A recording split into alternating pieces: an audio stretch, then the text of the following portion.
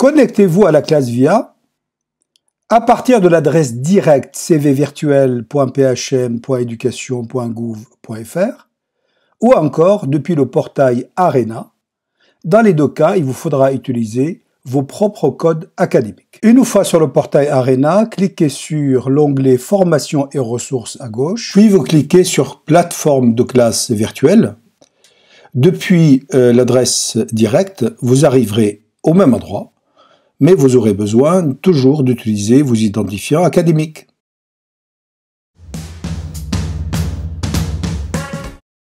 Pour planifier ou créer une activité, il suffit d'aller ici pour créer une activité. Vous donnez le titre de votre réunion ici. Vous précisez la date. Vous avez un calendrier qui s'ouvre bien entendu dès que vous cliquez. L'heure de début, la durée.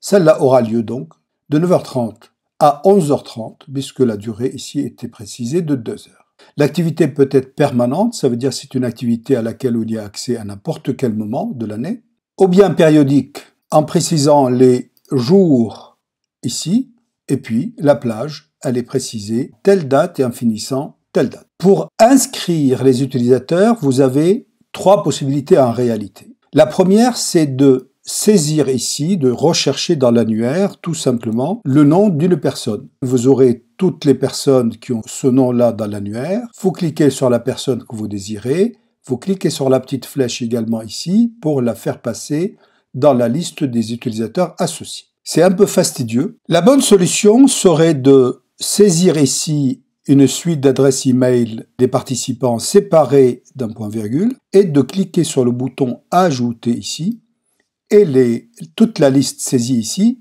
se reporte dans la case, dans la deuxième, ça veut dire les utilisateurs associés. Une fois la liste des utilisateurs associés saisie, vous enregistrez.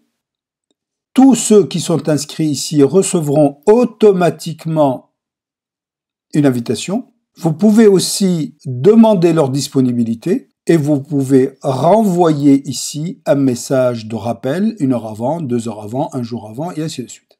L'enregistrement de votre classe virtuelle peut être unifié, ça veut dire l'enregistrement ne s'arrête pas de début à la fin, ou bien multiple. Si vous avez plusieurs thèmes à traiter, vous pouvez déclencher un enregistrement par thème. Troisième possibilité, c'est de pouvoir rendre la classe ou la réunion publique tout simplement. Vous avez ici proposé une adresse native que vous pouvez changer. Vous cliquez sur cette zone et vous la rendez publique et puis associez un mot de passe à cette réunion. Puis enregistrer.